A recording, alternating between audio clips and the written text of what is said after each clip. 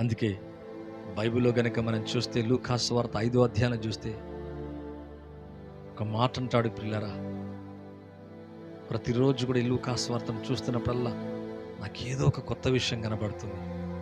అదే అధ్యాయం చదువుతున్నా, అదే అధ్యాయంలో ప్రతిరోజు క్రొత్తదనం కనబడుతుంది.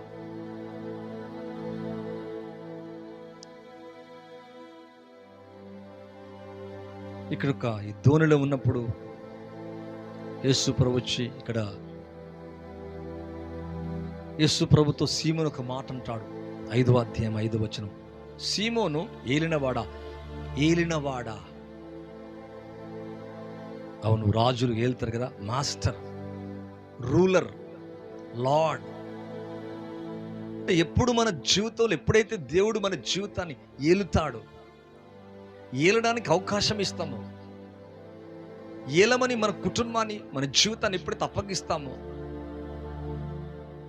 మనని ఏలే ప్రతిది కూడా మనము ఏలే వ్యక్తుల్లాగా మారిపోతాము. ఇంతసేపు రాత్రంతా ప్రయాసపడితే కానీ ఏమీ దొరకలేదంట, పేదరికం అంతా నేలుతుంది. ఎప్పుడైతే దేవుణ్ణి ఏలమని చెప్పాడు, నా ఏలినవాడా, నన్ను ఏలు అన్నట్టుగా చెప్తున్నాడు. నీ జీవితాన్ని దేవుడు ఎప్పుడైతే ఏల ప్రారంభిస్తాడో ఆ దోణి నిండిపోయింది. 2 దోణలు నిండిపోయినాయి. రాత్రంతా ప్రయాసపడితే కానీ మాకేమీ దొరకలేదు, అయినా నీ మాట చెప్పున వలవేతుమని ఆయనతో చెప్పాను. మాస్టర్ అంటున్నాడు, లార్డ్, మాస్టర్, రూలర్, కింగ్. ఈయన అవును, ఇక్కడ సర్వము, నా జీవితానికి నువ్వు మాస్టర్, నా పరిస్థితులకు, ఇప్పుడు నా దారిద్ర్యానికి, పేదరికానికి, నా ఇబ్బందులకు నీవే నా మాస్టర్, నా ఏలినవాడా అంటున్నాడు. అవును, ఈ లైవ్ చూస్తున్న మీ జీవితాన్ని కనుక దేవుడు ఏలటం ఆరంభిస్తే నీవు నీ ప్రతి పరిస్థితిని ఏలుతావు.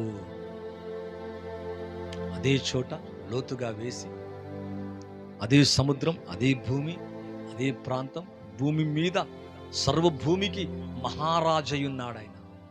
ఆ మహారాజు దోణిలో ఉన్నాడు.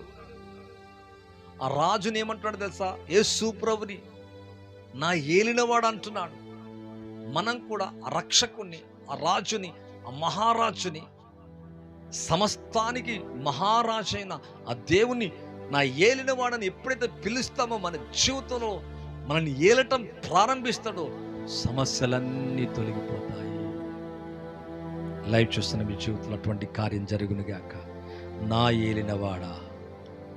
రాత్రి అతని చీకటి వెళ్ళింది, దుఃఖం వెళ్ళింది, నిరాశ వెళ్ళింది, ఏమి దొరకలే. ఉదయకాలమే మహారాజు తన ధోనిలోకి వస్తున్నాడు. నిలబడినట్టుగా చూస్తున్నాం ప్రియులారా. నా ఏలినవాడు అంటున్నాడు. అప్పటికప్పుడే కొన్ని మాటలు విని సీమోని పేతురు ఏమంటాడు? రూల్ మీ లార్డ్, నన్ను నువ్వు ఏలాల ప్రభా. ఎప్పుడైతే దేవుణ్ణి మనము ఏలు అని చెబుతామో సమస్త పరిస్థితులు భూమి మీద వాటిని నువ్వు ఏలే వ్యక్తిగా మారిపోతావు. అదే చోట, అదే ప్రాంతం, అదే సముద్రం, కొంచెం లోతుగా వెళ్ళి కుడివైపున వలవే కానీ తన దోణి నిండిపోయిందంట, పిగిలిపోవునంతగా నింపుకున్నాడు. మరొక దోణి కూడా నిండిపోయినట్టుగా చూస్తున్నాము. ఈ భూమి మీద ఉన్న ప్రతి గడ్డు సమస్యను, కఠిన సమస్యను, దుఃఖ పెట్టే వాటిని, బాధ పెట్టే వాటిని, బలహీనపరిచే వాటిని, ఇబ్బంది పెట్టే వాటిని, రాత్రంతా ప్రయాసపడితే నథింగ్. ఒకవేళ అటువంటి కఠిన పేదరికంలో వెళ్తున్నావా, దారిద్రమా, అప్పు సమస్యన, అనారోగ్య సమస్యన, అంటాడు నా ఏలినవాడా. సీమోన్ అంటున్నాడు, ఆ రాత్రి దుఃఖము కలిగింది, ఉదయకాలం సంతోషం కలుగుతుంది. మాస్టర్ నా ఏలినవాడు అంటున్నాడు. ఈరోజు మనం అందాం మన పరిస్థితుల మీద, మన దుఃఖాల మీద, మన బాధల మీద, నా ప్రభువా, నా రాజా, నీవే ఈ భూమిని ఏలువాడు. నా జీవితాన్ని కూడా ఏలనప్పుడు ఈ భూమి మీద ప్రతి పరిస్థితిని ఏలేటువంటి వ్యక్తులుగా, ఏలే వ్యక్తులుగా నిన్ను రూలర్గా మార్చివేస్తాడు ఆయన. యేసు రూలర్గా మారిపోయాడు. దానియేలు,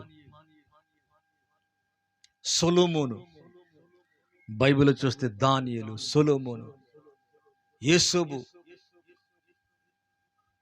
మోషే, వీళ్ళందరూ రూలర్స్గా మారిపోయారు. ఎందుకంటే సమస్తమును ఏలే దేవునికి వారి జీవితాన్ని అప్పగించుకున్నారు కనుక ఈ భూమి మీద ఏది వారిని ఏలలే, భూమినే వారు ఏలారు. సెకండ్ థింగ్, అవును, ఆ ప్రభుని నీ ఏలికగా చేసుకున్నావా? రూల్ మీ లార్డ్, నన్ను రూల్ చేయి ప్రభా, నన్ను ఏలు. ఏ రాజు శ్రద్ధ పుచ్చుకుంటాడో ఆ రాజు ఈ భూమి విషయంలో అన్ని విషయాలు కూడా ఆశీర్వదించబడతాడంట. శ్రద్ధ పుచ్చుకుంటున్నామా? శ్రద్ధ కలిగి ఉంటున్నామా? ఇప్పుడు నువ్వు మేలు చూస్తావు, సర్వ విషయాలు కూడా మేలు చూస్తావు.